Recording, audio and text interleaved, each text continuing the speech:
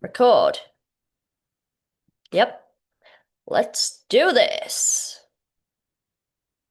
Make massive. Right, so I want to take you through some of the common mistakes that we see women making inside of the program in general life, but these are some of the common areas that if you can fix up on, it will probably help you out dramatically. Some of these might apply to you, some of them might apply to other people. Do you know what I mean? Take of it as you will. But before we do, Natalie has now officially joined the 10 kilo fat loss club. So well done, Natalie. 10 kgs gone for good. I also wanted to shout out Dina because she is fucking killing it. If you ever wanted to know what consistency looked like, it's that woman. Absolutely sensational. Hitting PBs, trusting the process, staying close to the fire, just really, really crushing it. And yeah, so I just wanted to give Dina a shout out, but also welcome Louise. She's working, she works until 9 o'clock on a Monday night, so hopefully she can watch a playback, but welcome into the community. So, first thing I fucking hate, and I'm not going to beat around the bush on this. You guys have set your macros. Those macros apply every single day of the week. Now, I'm speaking generally here, but one of the things I kind of see, and I'm noticing it happening, and it's really interesting because I've not really noticed it before, maybe the last few months, but it is seeming to happen at the moment, is and obviously the daily check-ins, kind of that daily, when we're asking you to track your weight, we can see the full week picture, and we are looking at the full week picture. And this is the consideration. We want to make sure over the course of the week that the scales are moving in the right direction across the course of a week. Now, if you think, oh, fuck, I've not really been hitting the mark, so what I'm going to do is crash my carbs the day before, this is the diet culture mentality. And I have very little tolerance for it because it doesn't, all you're doing is taking away the water weight the day before you check in. The overall picture, that's not actually going to help you out. So I really want to stop people from being in that mindset of going, oh, I'm checking in tomorrow, I'm going to crash my carbs.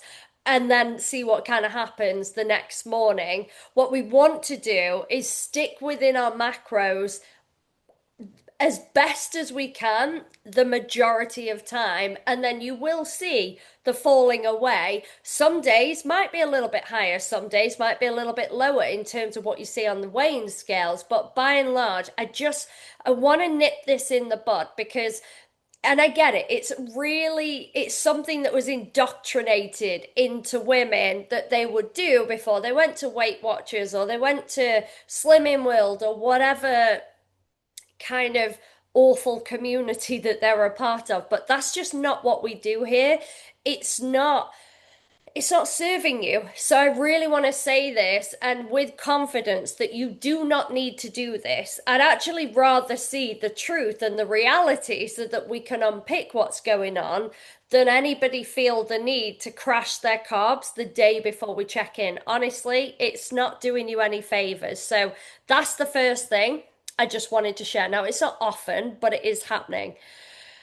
Not hitting 10,000 steps. Now, one thing I want to say on this, if you're quite new into the program, I am more than happy to be saying, right, we're just inching those steps up. Do you know what I mean? We've worked with women who come into the program and they might have been averaging 1,000 steps a day.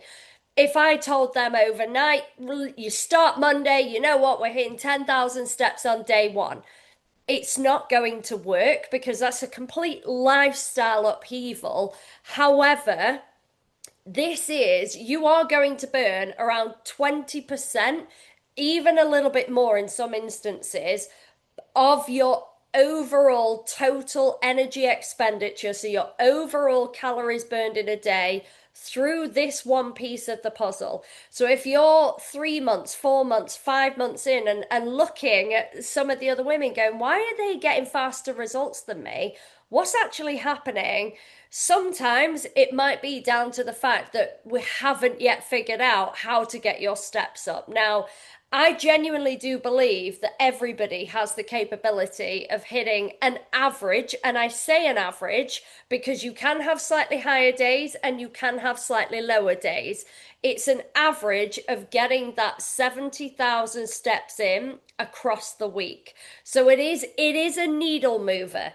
It is something that is worth achieving and working towards. Now, we've got women, some of them cycle, some of them swim, some of them do slightly different things where we're still making sure that averages across the board are compensated for. But it is an activity that I promise you, if you're thinking, well, you know what, I want to ramp it up a little bit here. And a really interesting thing that happens is when people go on holiday, or it might even be a city break, and we have it with women in the program where they might smash like 30, 40,000 steps over the course of a weekend.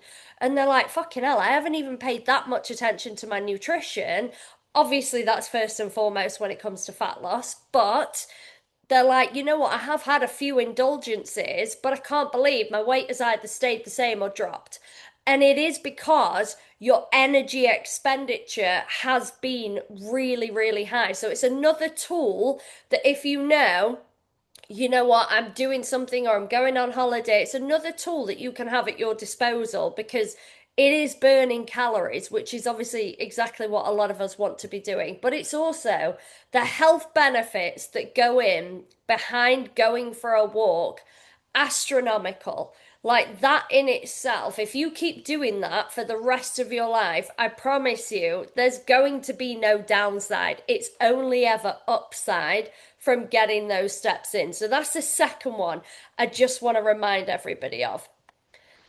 Third one, protein dropping below 100 grams. I could coach two women of the exact same age, exact same height, and the exact same weight. One of those women goes over 100 grams of protein every single day versus the other one who does not. This one categorically will drop more body fat than this one. It's evidence backed. That is how important protein is. Like, we're not coaching you through a high protein macros diet just for the hell of it. Like, every single woman inside of this program is strength training. It is aiding that muscle synthesis. But on top of that, the satiating qualities that come with actually meeting your protein. And when I say drop below 100, there will be very few women on this program who actually have the target of 100, but that's your bar. And there will be very few women in this program that if you didn't hit 100 grams, it would be detrimental to you. Now, the goal of this is usually 1.5 times to 2 times your body weight. Now, again, that's a broad spectrum depending on who you are, but that would usually say, do you know what I mean? Most of you, as long as you're hitting that, it is at least your body weight, most likely 1.5 times for some of you, or getting very close to that. So 100 grams of protein. Now, the people who struggle with this the hardest, I would genuinely say, are vegans. They've got a significantly limited number of options available to them. So they've got to get creative with things like the tofu, with things like the pulses, with things like the quinoa. They've got to get really creative. Vegetarians also got to get quite creative, but at least you can have dairy in there. So there are a few other things that you can bring in to try and maximize that goal. Pescatarians, no real excuses. You do have dairy, you do have fish in your disposal. Meat eaters, you've got pretty much everything to go at. And we all know we can go towards some of the synthetic based protein with the whey protein powders in there as well. So the clear whey and the standard whey. A lot of you guys are utilizing this. If you want any steer on this, please message me and I can point you in the right direction of some whey protein that might be a good addition to you.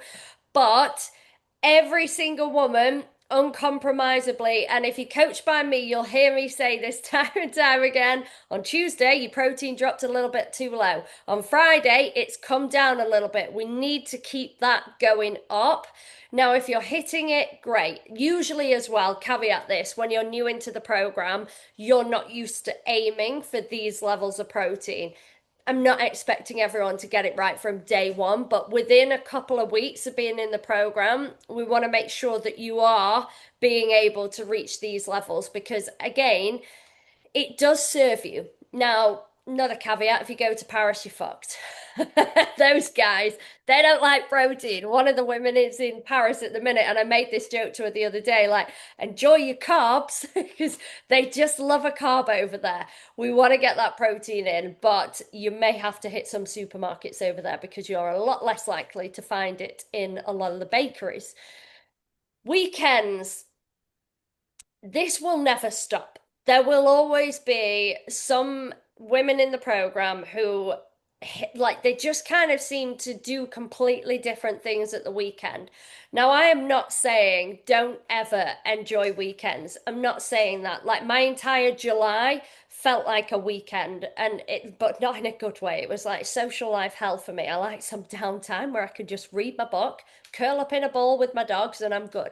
Do you know what I mean? But sometimes weekends are going to be there. They are going to be a distraction. And this also comes with, I would say, the majority of you will work Monday through Friday and you get weekends off. And then your habits are shifting at the weekends. But we still want to be able to tick the boxes. If you completely try and do everything differently at the weekend and try and cram in a deficit all the time, Monday through Thursday, it might work if you are at a certain point in your journey, you might get away with it, but the leaner you become, this strategy will catch you out. You will not be able to do this once you drop to a certain weight. And if you want to keep smashing those goals, you're going to have to start making some tweaks at the weekend.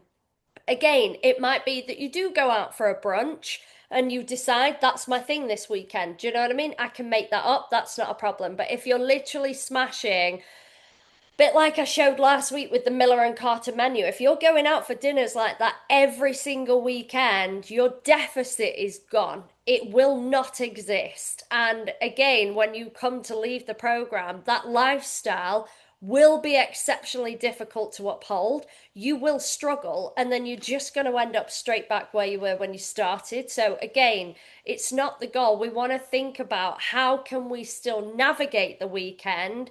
It might be a bit of calorie banking through the week. Some of you guys do that really, really well, but you still can't completely lose control over the weekend and expect that not to catch up with you. So that's for the weekend people.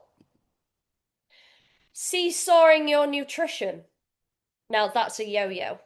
I think I changed my mind. I should have changed that to see yo-yoing. So the image doesn't make sense. I was trying to find it. I don't even know if I spelled seesaw correct. You know, I was like, I don't even think that's right, but I just stuck with it. So these are the people who do this with their calories. So on a Monday, they'll be here, on a Tuesday, down here, on a Wednesday, they're up here, Thursday, down there, and it's literally doing this. And then we're obviously looking at your daily weight, and it's doing this with you. And again, long term, that's going to be really hard for us to gain a clear picture whether you're in a deficit or not. We're really going to struggle to see that.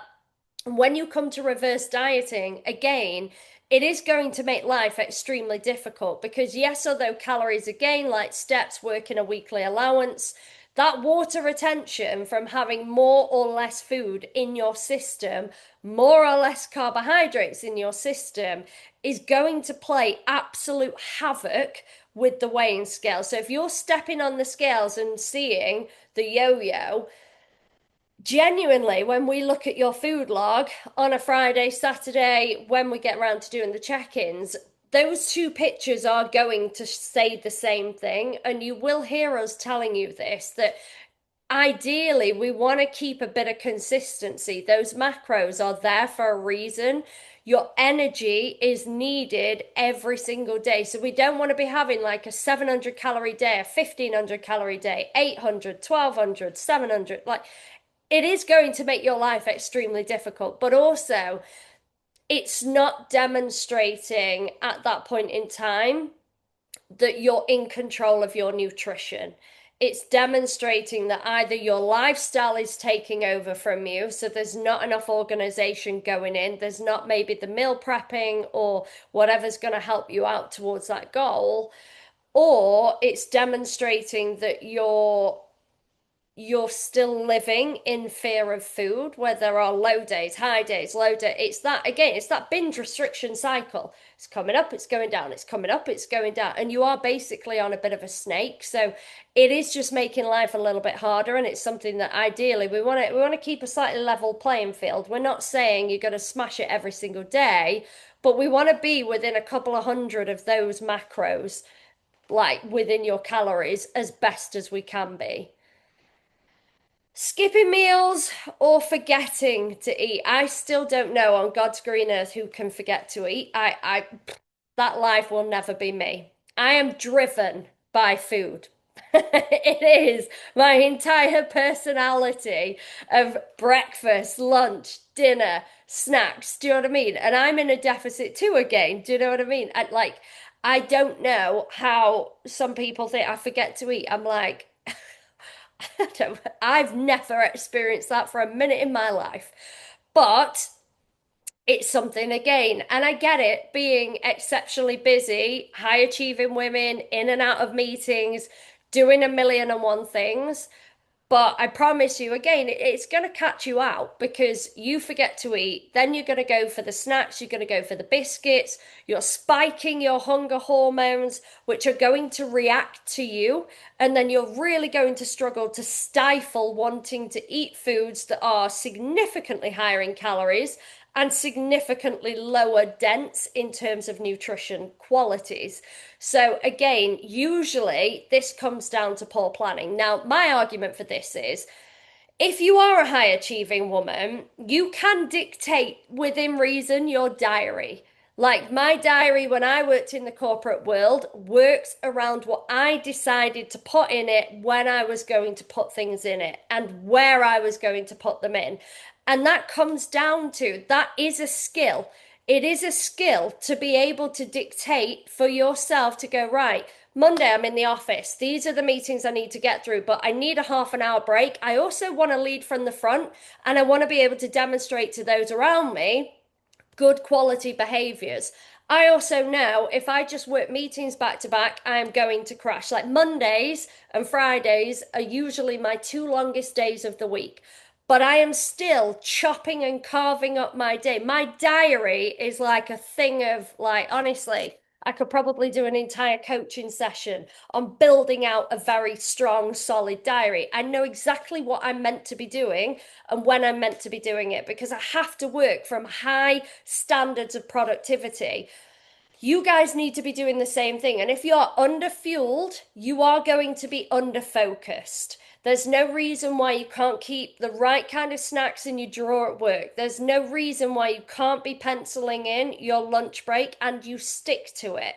There's, again, even really good rules of working is that you set yourself an amount of time to get a project, get through whatever it is you need to get done, and you get it done. It's a bit like if, like, you know, when you're at university or wherever you might have been and you've got a deadline, they're not going to move that deadline for you. They're not going to say, oh no, you know what, Jenny, take an extra 3 weeks, you're all good. Take your time. No, no. These are hard deadlines, like check-ins. That's why we want to make them hard deadlines so people actually learn the discipline to stick to the timings.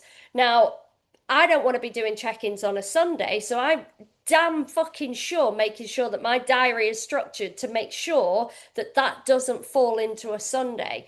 Now, I could take all the time in the world if I wanted to, but I choose to make sure that I know how many women I need to get through, how long that's going to take me, and what I need to make sure is in my diary in order to make that happen.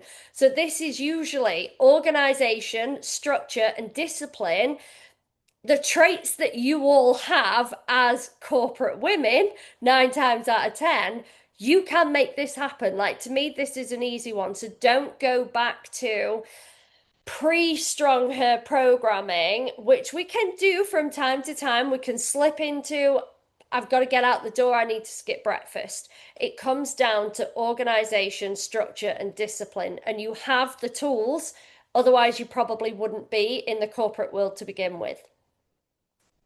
Partners' goals being different. So this one's actually been coming up a little bit more recently, and it's the first time I've been able to relate to this because every single cut I have done before, Thomas has been right there with me. He is not interested in cutting for our trip in September. He's just not in the right headspace. Like, the guy is stressed up to his eyeballs and juggling a million and one things. And that's absolutely fine. Sometimes shit for him because I'm doing the cooking, which means he's got to get a little bit creative on how to work out how to bump up his calories because I'm cooking for me and I would do my best to try and make bigger portion sizes for him. But the reality is, again, just because he's not cutting and he's happy to eat whatever lotus cakes and cookie pies and chocolate, whatever he's happy to eat, his goals are his, mine are mine. And I don't really give a fuck. Do you know what I mean? Like, I'm not cutting for him. I'm doing it for me because I want to look a certain way on my trip. Do you know what I mean? He's going to be there and he's probably not going to want to be in the photos. And again, that's his prerogative. So again, it's about you deciding these are your goals. If you're, as long as you're not doing this for anybody else, then you're all good. Your partner doesn't have to be on this journey with you, and they might get to their goal a bit quicker as well. Like, men, as an example, typically do hold a lower proportion of body fat. And if any of you have got smart scales and you weigh and he weighs, his body fat will be lower genetically. The scientific makeup of a man will just have typically a lower body fat percentage. And you see men with six packs that down at like 4 or 5% body fat. If a woman did that, she would be very, very ill. And that's not where women want to be. So, we are in completely different places. Now, again, we often see it where partners do come on the journey and the other half is doing something similar in the background or they're on their own journey. But even if they're not, I don't see any reason why this doesn't suddenly mean that you can't hit your goals.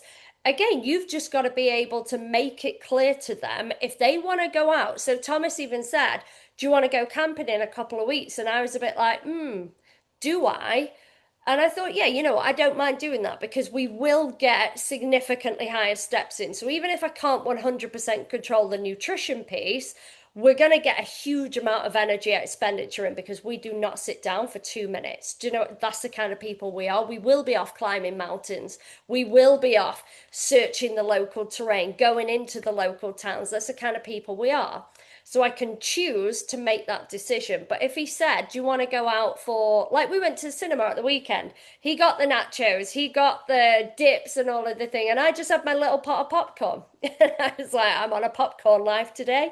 And I didn't have any of the other shit. And that's your choice. So I don't want anyone to feel like, just because their partner maybe, and some of the women, their partners are big into lifting, which means they might well be going into a bulk at this moment in time. So, where they deliberately increase their calorie intake to try and build more muscle in the off season. Some of you guys might have partners in that position. That's fine, that is their goal. But your goal is your goal, and you just have to come to alignment about what, like, where you stand with it, what you can do, what might be a little bit too much, what's going to push your macros too high. You're a partnership. You need to act like one and be in synergy with your goals. Allow them to do their thing and they allow you to do your thing and allow you to step into your power and make decisions for yourself. Adding weights to lifts without hitting depth. Don't love to see it.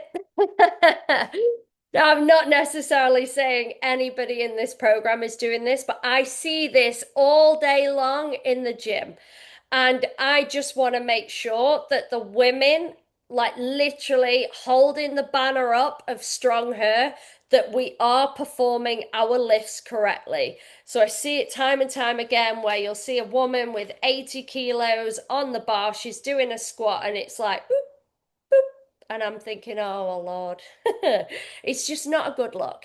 It's not where we want to be. So the lifts are there to be done correctly. So before you have absolutely smashing on the weight, just make sure it is not compromising the exercise that you are actually doing. Again, to caveat this, when you are new, you might not reach full squat depth. You might not reach full lunges, split squat, whatever exercise it might be. You might not reach that depth, and you've got body weight working alongside you at that point. You might have never lifted before, or you might not have done it for a very fucking long time. You guys, that is absolutely fine to reach the depth that you reach as a new person into the program. But those of you that are like 3, 6, 9, 12 months plus in, I would want to be able to walk into your homes, walk into your gyms, and be able to stand there going, yes, that's my girl. Do you know what I mean? She is hitting it and she's doing everything miraculously. And that's what I want, to be able to fly that flag and go, we do things right over here. We don't shortcut. So that is your message. Again, please, every single one of you has access to me, Coach Kat, both, either or, whatever. And by all means, as well, there's no judgment. If you want to put a video in the community chat as well, just so other people can gain the confidence as well to go, oh, okay, I can also get a form check.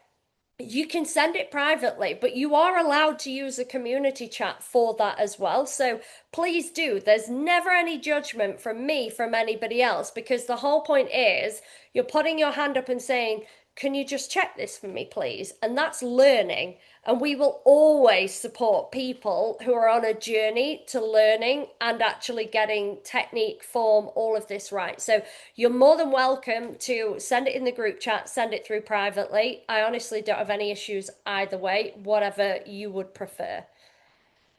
Alcohol and boozing. So again, I mean, I've done full presentations on alcohol just as a standalone, but it will pause your fat loss. And it's fine to have the odd alcoholic beverage, whenever you guys choose that you might want it. But just know you will excel a little bit quicker if you can park it, especially I would argue if you are new into the program. I would love to see like a month dry so you can see the genuine true results of what you can actually achieve in terms of the fat loss. It also gets out of the habit of any evening, like weekends, like all of the drinking that may not have been serving you, that you are using for an escapism route. It actually starts to get you to build new habits. So I would say new into the program, this probably applies more. Like I say, you can drink. It's not to say that you have to go teetotal like for the rest of the time, but we just want to choose the drinking wisely. We want to try and get out of the British binging mentality of going, I need to have a drink every single week. You don't. Do you know what I mean? You don't have to. So choose your moments rather than just doing it for the sake of it, because again, those habits, they might not be serving you. Or accept, you know what, I'm going to log it, I'm going to be accountable, I'm going to put that into my nutrition so my coach knows, and if the fat loss does stall for a window, that's fine, at least we know about it. Freaking out over menstrual cycle water retention. Now, this one, I get it. I really, truly do. And obviously, if you're on the pill or anything where your periods are basically, they're not there. So if you're taking anything, then this won't apply to you because you are essentially artificially controlling your hormones through whatever contraception of choice. But if you are having an organic bleed, and you can still have organic bleeds with certain contraceptions as well, so on certain pills, the Mirena coil, I think, no, actually, I think that one takes it out. Sorry, the copper coil, that was the one I was on. There are no artificial hormones within that.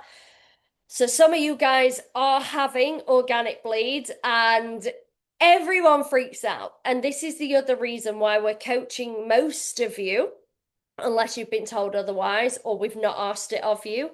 Most of you, we are asking you to weigh yourselves daily. We want you to learn your organic cycle. There will be a point where the water retention kicks up a notch around your period, and there will be a point where it drops away again, and you get to enjoy the fruits of your labor, even though you don't realize it's happening. But the better you can learn your personal menstrual cycle, which will differ a little bit from month to month, but we still want you to get your head around that. So it's a really good learning tool to go, my weight's crept up. I am clearly due on. Right, my weight has gone. It's fucked off and left the building. Great. So it's just a really good rule of thumb, just something to just learn as you're going through the program. I actually added an 11th one. I was on a walk this morning and then a client very helpfully, so thank you, Nick. I went through a log this morning and one of the things she'd put in the notes was all about regularity of going to the loo. Now, this is actually quite common for some of the women in the program not to poop daily. Now, I can't relate. I go to the loo a lot. I am a very, very regular person, but I'm also very aware that I eat significantly more than the average woman inside of this program. Now, when you first drop into a calorie deficit, your how regular you go can become a little bit distorted, but this has been around for years and years and years, hitting your 5 a day. Okay, it's a really straightforward thing to do. Now, I would personally go more towards the favorability of vegetables over fruit. So, probably with a 3-to-2 ratio. So, three portions of more like a vegetable where you can. The reason for that, vegetables significantly lower in calories than fruit, also lower even in the organic sugars. It is organic that you do see in fruit, but you're not going to see the same thing in vegetables. It's also going to be more fibrous in terms of veggies, so keeping you regular, getting everything flushed out of your system. This is also why we are encouraging you to drink 2 to 3 liters of water every single day, because it is another thing that helps to flush your system. So keeping that water regularity in there. And another thing that will also aid your digestion, as I was telling Nick this morning, I went to the gym, couldn't go to the loo before I left, and then I couldn't go when I went home, and had my protein shake, my oats, my breakfast, smashed it back, took the dogs on a walk, and I swear to God, within 5 minutes of walking, I was like, I'm gonna poo my pants. It's like, this is tragic. And I was like, oh my God, like, and it's like a 45-minute walk, and I was thinking, God, I don't know if I'm gonna make it. And then we got right to the end of the walk. Obviously, the dogs drag at the end, they don't want to leave. I'm like, pulling them like, come on. And I thought there's like those of you that came to Idle Valley, you'll have seen it where there's like a coffee shop, a little coffee house, and they've obviously got loos. It is dog friendly, but I was thinking I don't really want to drag the dogs into a disabled loo and take up the disabled loo, but I can't fit them in a normal cubicle. I thought, you know what, I'm 5 minutes from home. I'll make it. We'll be all right. We'll get through this moment. And in the time that I'd driven to the nature reserve and then was leaving and coming home, they'd set up all these bastard cones across the entire like high street of getting through. Red lights, every single one, you know, the law of attraction, every single red light on the way home, couldn't get straight through the roundabout. And I was like, I made it. I did make it. But the point of that is that steps also naturally help your digestion. So again, if you're a million miles away from hitting that 10,000 steps a day, and Another thing is if you work at your computer all day long, which a lot of us do, myself included, you are essentially in this seated position. Your digestion is going to feel a little bit crappy. So this is where, and they do encourage this in the corporate world, you should get away from your computer screen. You should move away like every 30 minutes. It's bad for eyesight not to do that, bad for productivity not to do that, also bad for your digestion. So you just want to do a little loop. Do you know what I mean? I'm not talking about like taking like a full like 20-minute break. I'm just talking about getting up, stretching out, moving your body so that you're not constantly in that seated position with everything feeling crammed in and unable to move. So those are some little digestion tips. Now, anyone that does have a breakfast like I do with your protein powder, like almond milk, whatever you're putting it with, and your oats, anything like that, you can easily add some dates in there. They're also going to help get the movement going. Like you might happily just eat a few dates as they come. That's also fine. For anyone that really struggles, then something like Simprove might be a very good alternative. But you can get kefir yogurts, do you know what I mean? Again, like helping break down that bacteria, all of that as well. So just some quick things, but you should be going to the loo daily. I know I go more than the average, but you need to be going to the loo daily. So that is something that if you're not, it's another thing that we really ought to keep a close eye on. And for anyone that's not going daily, it's also really helpful for us if you put that in your daily check-in notes. Like literally got clients, it's really funny. You do put this little poop symbol. They will put that in those notes because it's helpful for us to be able to track that with your weight and actually see the full picture. Because again, all of these pieces of the puzzle are all adding up towards that total goal and getting you into optimal health and fitness. So that's kind of where we're at. So I'm going to stop my screen share and go to the oh oh Lord.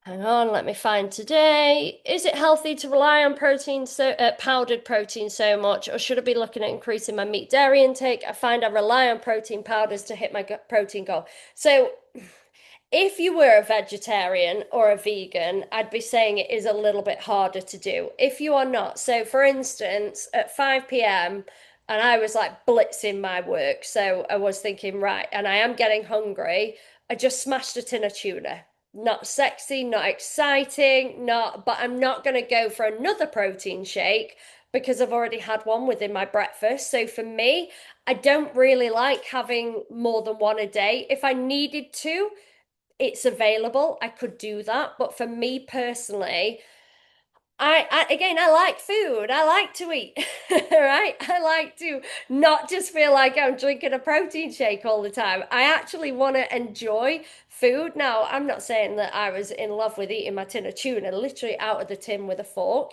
It's not my most favorite thing to do, but it's quite a nice little snack and it makes me feel like I am eating, and that does signal to my brain she's eating. Whereas when we're drinking, it doesn't always give the same kind of impression. But I would say if you are broad spectrum with your food, you do need to consider, I would say, like no more than 25% in an ideal world coming from a synthetic protein. It's not going to do you any harm, but there are better ways. Like you can 100% eat your protein without needing a protein shake. You could 100% do that. Might be worth the challenge, Jem. Just going, right, once I've done a supermarket shop, game face on, I'm going to do the whole thing without once turning to protein powder, just so I could demonstrate to myself exactly what that can be made up of.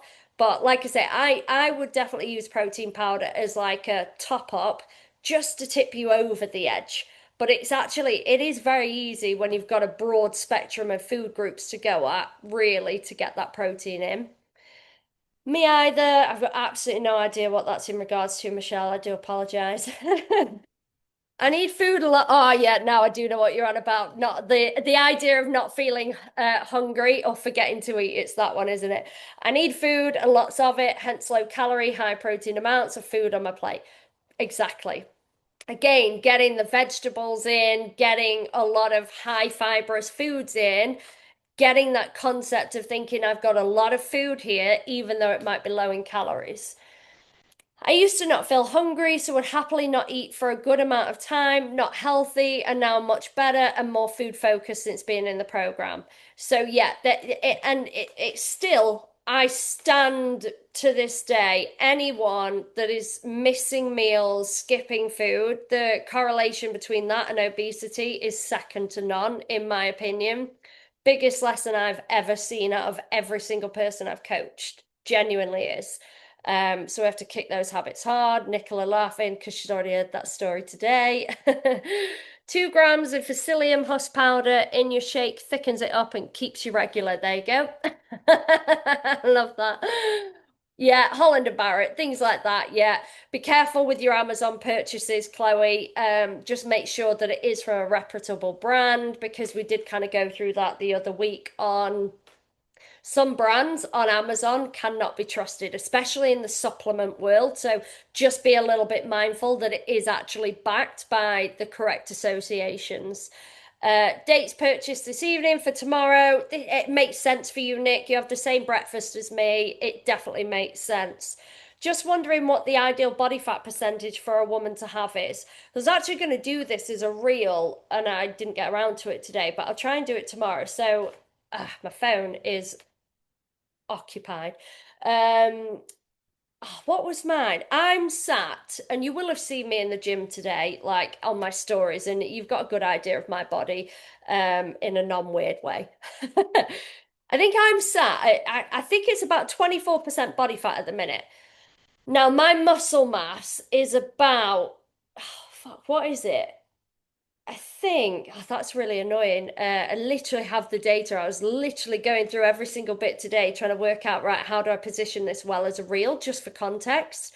I think my visceral fat's exceptionally low, which is what sits around your abdomen. That's what perimenopausal women struggle with. So that's at about, I think it's something like 4.2, 4.6%, which is very, very low.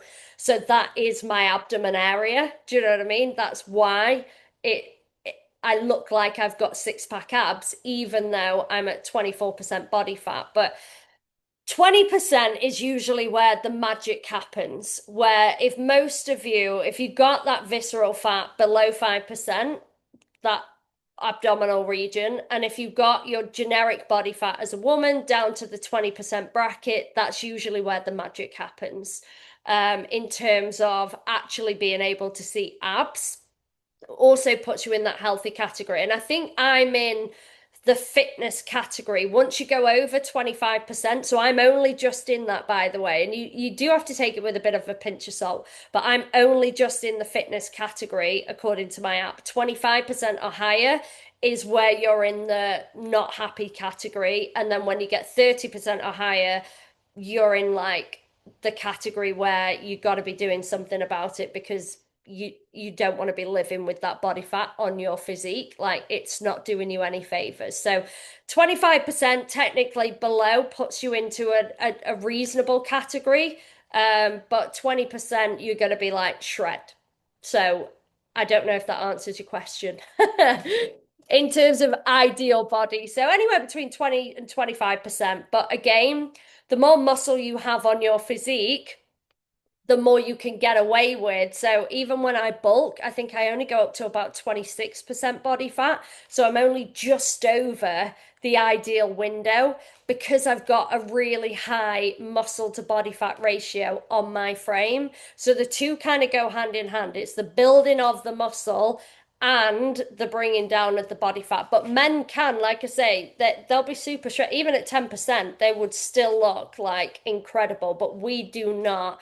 Your hormonal health. So if you ever see, so some of my friends are bodybuilders and they do compete in shows. And I was speaking to, and she's a good friend of mine, but I was speaking to her the other day. She's joined cheerleading and she did a show at the weekend and I was like, what calories are you on? And she was like 1300 and I was like, okay, that's reasonable now. And she said last year before her show she was on 600 calories a day.